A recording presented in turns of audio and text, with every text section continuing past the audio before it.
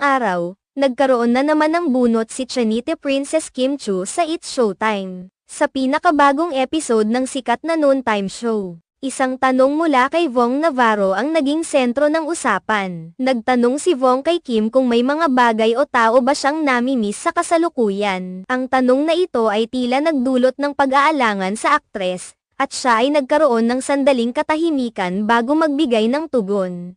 Ayon kay Kim Chu, medyo tila OA ang tanong sa kanya at nagpapakita ito ng hindi inaasahang pahayag. Ang kanyang reaksyon ay nagpapakita ng kanyang pagkabigla at posibleng pagdududa sa layunin ng tanong. Sa kabila nito, makikita ang kanyang pagiging bukas sa kabila ng pagkabigla sa tanong ni Vong. Ngunit sa gitna ng tila kakulangan ng kasagutan mula kay Kim, tila nagkaroon ng pagkakataon si Darren Espanto na ipakita ang suporta at malasakit bilang isang tunay na kaibigan.